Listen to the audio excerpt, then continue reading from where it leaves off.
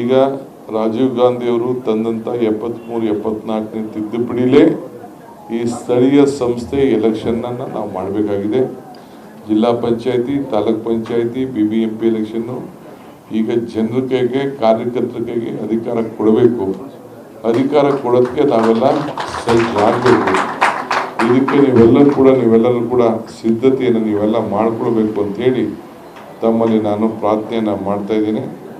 ಹೊಸ ಯುವಕರಿಗೆ ಹೊಸ ಚಿಂತನೆ, ಹೊಸ ಆಲೋಚನೆ ಈ ಸಂದರ್ಭದಲ್ಲಿ ಬರಬೇಕು.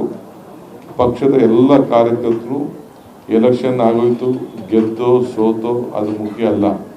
ನಮ್ಮ ಪಕ್ಷದ ಸಂಘಟನೆ, ನಾನು GC ಚಂದ್ರಶೇಖರ್ ಅವರಿಗೆ, ನಮ್ಮ ಅಡ್ಮಿನಿಸ್ಟ್ರೇಷನ್, ನಮ್ಮ ವರ್ಕಿಂಗ್ ಪ್ರೆಸಿಡೆಂಟ್ ನಾನು ಹೇಳಿದ್ದೀನಿ, ಎಲ್ಲ ಸೆಲ್ಗಳಲ್ಲಿ ಎಲ್ಲ ಕಂಪ್ಲೀಟ್ ಬ್ಲಾಕಿಂದ ಹಿಡಿದು ಸ್ಟೇಟ್ ಲೆವೆಲ್ವರೆಗೂ ಎಲ್ಲರೂ ಕೂಡ ಡಿಸಾಲ್ವ್ ಮಾಡೋಂಥ ಕಾಲ ಬರ್ತಾ ಇದೆ.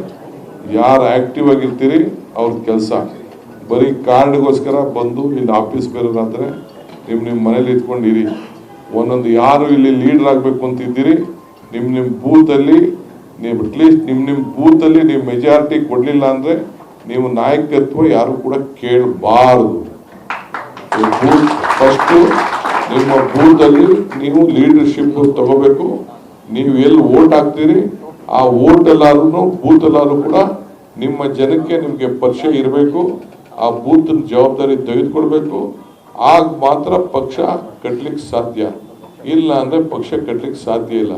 ಖಾದಿ ಬಟ್ಟೆ ಹಾಕೊಂಡು, ಜೂಬ ಬಟ್ಟೆ ಹಾಕೊಂಡು, ಒಂದು ಕಾರ್ಡ್ ಇಟ್ಕೊಂಡು MLA ಮಾಡಿ, MLC ಮಾಡಿ, ಚೇರ್ಮನ್ ಮಾಡಿ ಅಂತಂದರೆ ಇದೆಲ್ಲ ಆಗದೆ ಹೋದ ಕೆಲಸ.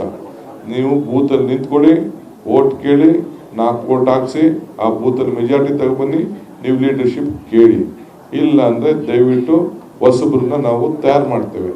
ಅದಕ್ಕೆ ನಾನೆಲ್ಲ ಸಿದ್ಧತೆಯನ್ನು ನಾವು ಮಾಡ್ಕೊಳ್ತೇನೆ. ಸೊ ನಾನೀಗ 4 ವರ್ಷ ನಾನು ಎಷ್ಟು ದಿನ ಇಲ್ಲಿ ಇರ್ತೀನೋ ಇಲ್ಲವೋ ಮುಖ್ಯ ಅಲ್ಲ. ಓಕೆ, ನಮ್ಮ ಮುಂಚಿತವಾಗಿ ಒಂದು ಸರಿಯಾದ ರೀತಿಯಲ್ಲಿ ಒಂದು ಬುನಾದಿಯನ್ನು ಹಾಕೊಟ್ಟು ಇವತ್ತು ನಾವು ಹೋಗಬೇಕಾಗಿದೆ. ಆ ದೃಷ್ಟಿಯಿಂದ ಮರ್ಸಿಲೆಸ್ ಆಗಿ ಇನ್ ನೆಕ್ಸ್ಟ್ 3-4 ಮಂತ್ಸ್ ಅದಕ್ಕೆ ಪ್ಲಾನ್ ಆಫ್ ಆ್ಯಕ್ಷನ್ ನಾನು ರೆಡಿ ಮಾಡ್ತೀನಿ. ಅದಕ್ಕೆಲ್ಲ ಕಾರ್ಯಕರ್ತರು ನೀವೆಲ್ಲರೂ ಕೂಡ ರೆಡಿ ಆಗಬೇಕು ಅಂತ ನಾನು ಹೇಳ್ತೇನೆ. ಸೋಷಿಯಲ್ ಮೀಡಿಯಾ ಅವ್ರಿಗೆ ಹೇಳ್ತಾ ಇದ್ದೀನಿ, ನಾನು ಏನು ಹೇಳ್ತಾ ಇದ್ದೀನಿ ಇದು ಇಡೀ ರಾಜ್ಯದ ಎಲ್ಲ ಕಾರ್ಯಕರ್ತರಿಗೂ ಈ ಸಂದೇಶ ತಲುಪಬೇಕಾಗಿದೆ.